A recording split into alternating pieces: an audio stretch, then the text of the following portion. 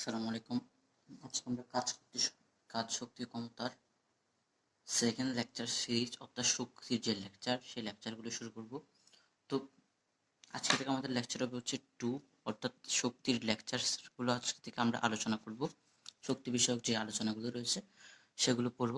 তো প্রথমত যে কনসেপ্টটা পড়বো আজকে সেই কনসেপ্ট হচ্ছে শক্তি।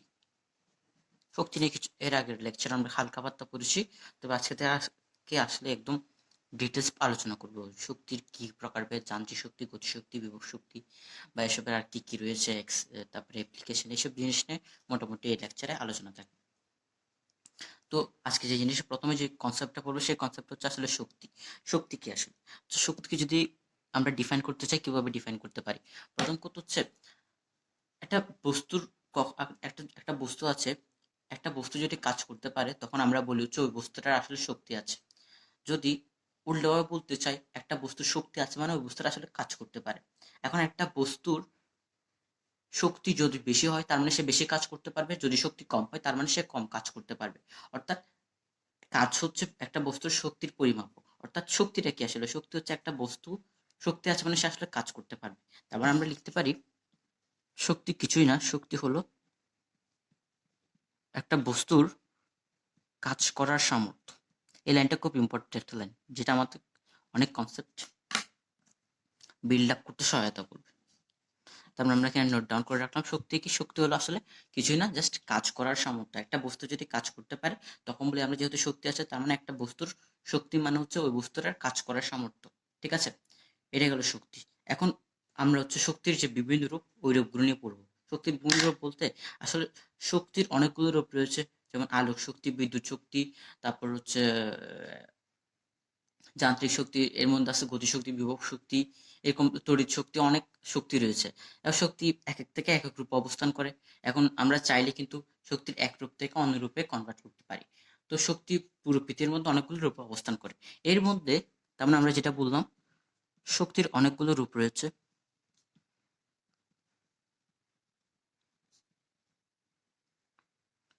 এখন আমরা আজকে পড়বো হচ্ছে আসলে শক্তির সাধারণ রূপ নিয়ে। শক্তির সাধারণ রূপ, এর মধ্যে শক্তির যে অনেকগুলো রূপ রয়েছে, এর মধ্যে যে শক্তির সবচেয়ে সাধারণ যে রূপ, শক্তির সবচেয়ে সাধারণ রূপ হচ্ছে আসলে যান্ত্রিক শক্তি। সবচেয়ে সাধারণ রূপ যান্ত্রিক শক্তি। সংক্ষেপে লিখলাম যান্ত্রিক শক্তি। এখন কথা হচ্ছে এই যে যান্ত্রিক শক্তি আবার দুই প্রকার, একটা হচ্ছে গতিশক্তি আর একটা বিভব শক্তি। এই দুইটা শক্তি মিলে আসলে যান্ত্রিক শক্তি। অর্থাৎ আমরা বলতে পারি শক্তির সবচেয়ে সাধারণ রূপ হচ্ছে গতিশক্তি এবং বিভব শক্তি। এখন এই যে আমরা একটা টার্ম ইউজ করতেছি সাধারণ রূপ, এই টার্মটা একটু বোঝা জরুরি। সাধারণ রূপ বলতে আসলে কি বোঝানো হয়ে থাকে? আচ্ছা, সাধারণ রূপ বলতে বোঝাই আসলে যে শক্তির আসলে কোনো মডিফিকেশনের, যে রূপটা আসলে কোনো মডিফিকেশনের দরকার পড়ে না। যেমন আমরা যদি একটা এক্সাম্পল নিই, ধরি আমি চাচ্ছি কি আমার কারেন্ট বা বাতি জ্বালাবো, তখন কি করতে হয়? আসলে বিদ্যুৎ শক্তিটা আলোক শক্তিতে রূপান্তরিত হয়। তার মানে এখানে একটা শক্তির রূপের পরিবর্তন ঘটে, একটা বিদ্যুৎ শক্তি থেকে আলোক শক্তির রূপতে পরিবর্তন হয়। এখন কত হচ্ছে এই যে আমি যদি বিদ্যুৎ শক্তি থেকে আলোক শক্তিতে রূপান্তর করতে চাই শক্তিটাকে, তখন কিন্তু আমার একটা খুব ভিতরে একটা মেকানিজমের দরকার হয়। এটার ভিতরে অনেক কিছু কাজ করতে হয়, অনেক কিছু মেকানাইজ করে আমি জোর করে ওই বিদ্যুৎ শক্তিকে আলোক শক্তিতে রূপান্তর করতেছি। এটা কিন্তু নর্মালি হবে না। আমি বিভিন্ন মেকানিজমের মাধ্যমে ওই বিদ্যুৎ শক্তিটাকে আলোক শক্তিতে রূপান্তর করতেছি। কিন্তু গতিশক্তি, বিভব শক্তি, এই জিনিসগুলো কিন্তু কোনো মেকানিজমের দরকার পড়ে না। অর্থাৎ আমি কোনো একটা বস্তুর মধ্যে যদি শক্তি দিই তখন দেখা যাবে সে অটোমেটিকলি চলতে যাবে, অটোমেটিকলি চলতেছে, তার ভিতরে কোনো মেকানাইজ করতে হয়নি। আমি জাস্ট তাকে একটা ফোর্স দিচ্ছি, সে চলতে শুরু করছে। অর্থাৎ সে তার গতিশক্তিটা প্রদর্শন করা শুরু করছে। আবার যদি একটা বস্তুকে জাস্ট উপরে তুলে রাখলাম, ওখান থেকে ফেলে দিলাম, তার মানে সে অটোমেটিকলি তার বিভব শক্তিটা প্রদর্শন করা শুরু করছে। তার ভিতরে আসলে কোনো এক্সট্রা মেকানিজমের কোনো দরকার পড়ে নাই। তার মানে গতিশক্তি, বিভব শক্তি এদের ক্ষেত্রে ভিতরে কোনো এক্সট্রা মেকানিজমের দরকার পড়ে না, এরা অটোমেটিকলি কনভার্ট হতে পারে। তো এই জন্য মূলত আমরা তাদেরকে আসলে শক্তির সাধারণ রূপ বলি। তাহলে শক্তির সাধারণ রূপ হচ্ছে যান্ত্রিক শক্তি। যান্ত্রিক শক্তির দুইটা পার্ট, একটা হচ্ছে গতিশক্তি, আরেকটা হচ্ছে বিভব শক্তি। ঠিক আছে, তো আজকে আমরা যে জিনিসটা নিয়ে আলোচনা করব সেটা হচ্ছে গতিশক্তি নিয়ে আলোচনা করব। আমরা আজকে গতিশক্তির আদ্যপান্ত নিয়ে আলোচনা করব। ঠিক আছে, তো একটা বস্তুর গতিশক্তি কি এই জিনিসটা বুঝবো। তারপর একটা এক্সাম্পল নিয়ে আগে, এটা হচ্ছে একটা ব্যক্তি, এখানে একটা বস্তু আছে, বস্তুটার নাম দিলাম এ। ঠিক এই জায়গায় আরেকটা বস্তু রয়েছে, এই বস্তুটার নাম দিলাম হলো বি। তো এখন প্রথম তো স্বাভাবিকভাবে স্থির অবস্থায় রয়েছে। এখন কি করলো, এই যে ব্যক্তিটা, এই ব্যক্তিটা বস্তুর উপর হঠাৎ একটা ফোর্স ক্রিয়েট করলো, অর্থাৎ একটা ফোর্স ক্রিয়েট করলো, যে ফোর্সের কারণে ব্যক্তি বস্তুটা চলতে শুরু করলো। তার মানে বস্তুটা আসলে এই ব্যক্তিটা আসলে বস্তুর উপর একটা কাজ করেছে, তার মানে একটা শক্তি দিয়েছে, ঠিক আছে, জিনিসটা মাথায় রাখবো। তার মানে এখন বস্তুটা কাজ করার ফলে বস্তুটার উপর এই ব্যক্তিটা কাজ করার ফলে বস্তু চলতে শুরু করলো, অর্থাৎ একটা গতি প্রাপ্ত হলো, চলতে শুরু করতেছে। এখন তার সামনে বি একটা স্থির বস্তু, বি যেহেতু স্থির, এখন সে চলতে চলতে তার সামনে বি আসলো। এখন সে কি করলো, চলতে চলতে সে বিকে একটা ধাক্কা দিল, এবং ধাক্কা দিল মানে একটা ফোর্স ক্রিয়েট করলো, ফোর্স ক্রিয়েট করলে বিকেও চলতে শুরু করলো, অর্থাৎ বি একে একটা ধাক্কা দিল এবং যার কারণে বি এর একটা ডিসপ্লেসমেন্ট হলো। আমরা যদি সিনারিওটা চিন্তা করি আরেকবার, প্রথমত স্থির ছিল, এই ব্যক্তিটা একে একটা ফোর্স দিল এবং চলতে চলতে শুরু করলো, চলতেছে। এমন এমন সময় তার সামনে দেখা গেলো বি একটা বস্তু স্থির অবস্থায় আছে। এখন সে চলতে বি কে একটা ধাক্কা দিল, অর্থাৎ একটা ফোর্স দিল, এবং ওই ধাক্কার কারণে বি এর একটা স্মরণ হলো, ঠিক আছে। এখন আমরা কি কি পাইলাম, প্রথমত এই জায়গায় এ একে ফোর্স দেওয়ার কারণে চলতে শুরু করতেছে। এখন সে কি করছে, আসলে বি কে গিয়ে ধাক্কা দিছে। এখন হচ্ছে মেইন কথা, আমরা আসলে এই জায়গায় এর গতিশক্তি নিয়ে আলোচনা করব, এর জন্য শক্তির ব্যাপারগুলো চিন্তা করব, অর্থাৎ এর ক্ষেত্রে গতিশক্তিটা কিরকম হইতে পারে, কিভাবে আসছে বা কিরকম হইতে পারে, এইসব জিনিস নিয়ে আলোচনা করবো, এটা আগে ক্লিয়ার করে রাখা দরকার, ঠিক আছে। এখন মেন কথায় আসি, কি করছে, চলতে বি কে একটা ধাক্কা দিল এবং এই ধাক্কার কারণে বি চলতে শুরু করলো, অর্থাৎ যেহেতু বি এর উপর একটা ফোর্স, যেহেতু বি এর উপর একটা ফোর্স ক্রিয়েট করার মাধ্যমে বি এর স্মরণ ঘটাইতে পারছে, তার মানে এই আসলে একটা বি এর উপর কাজ করছে। আমরা লিখি এ বি এর উপর কাজ করছে, ঠিক আছে। এখন প্রথম কথা, আমরা কিছুক্ষণ আগে যেটা বলতেছিলাম, একটা বস্তু যদি অন্য একটা বস্তুর উপর কাজ করতে পারে, তখন আমরা ধরে নিই যে ওই বস্তুটার একটা শক্তি রয়েছে, ঠিক আছে। আমরা বলেছি কি আসলে শক্তি হলো কাজ করার সামর্থ্য, যেহেতু বি এর উপর কাজ করতে পেরেছে, তার মানে আমরা ধরে নিই যে এর একটা শক্তি রয়েছে।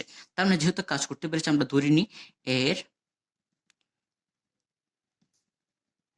শক্তি রয়েছে, এই টার্মটা ইউজ করলাম, ঠিক আছে।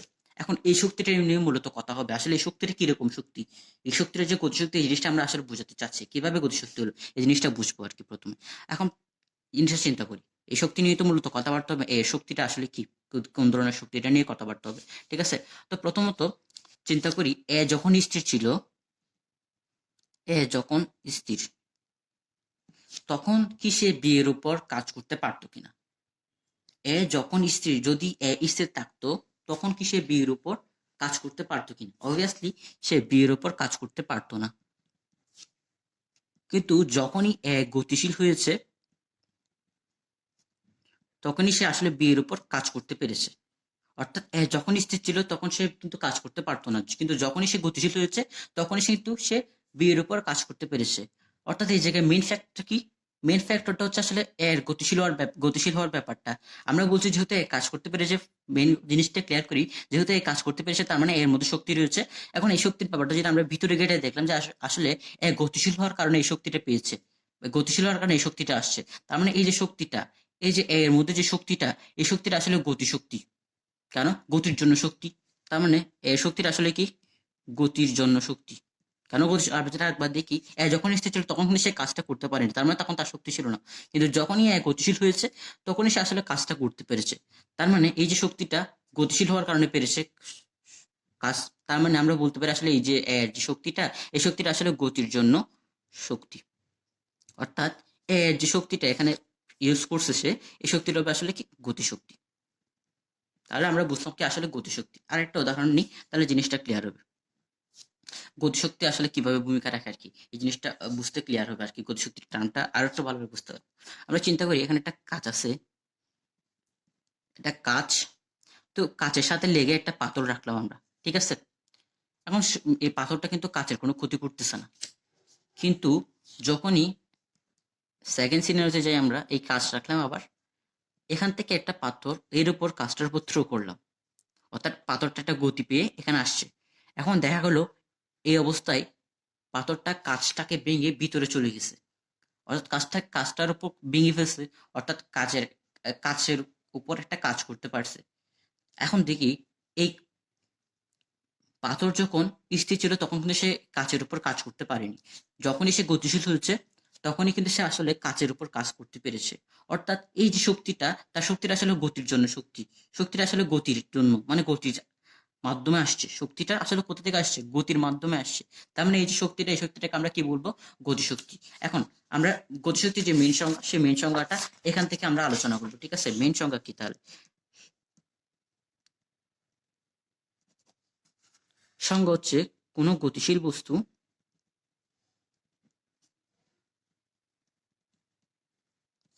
তার গতির জন্য যে কাজ করতে সক্ষম হয় তাকে গতিশক্তি বলে।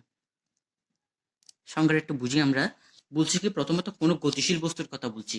অর্থাৎ এখানে যখন এর কথা যদি চিন্তা করি, যখন স্থির ছিল তখন কিন্তু সে কাজ করতে পারেনি, যখনই গতিশীল হয়েছে তখনই কাজ করতে পেরেছে, এবং তখনই গতিশক্তির ব্যাপারটা আসছে। তার মানে গতিশক্তির ব্যাপারে সবসময় আসবে কি, একটা গতিশীল বস্তুর কথা হবে অবশ্যই। তার মানে কোনো গতিশীল বস্তু তার গতির জন্য, সে আসলে কাজটা করতে পেরেছে কিসের জন্য? আসলে গতির জন্য কাজটা করতে পেরেছে।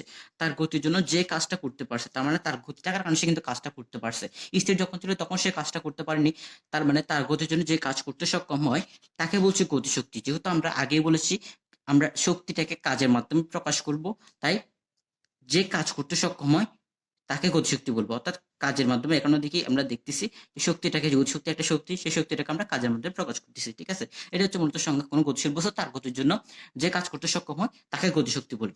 এখন এখন আমরা চাচ্ছি হচ্ছে একটা বস্তুর গতিশক্তি বের করতে চাচ্ছি, একটা বস্তুর গতিশক্তি বের করতে চাচ্ছি। তাহলে আমাদের C2 বা কনসেপ্ট 2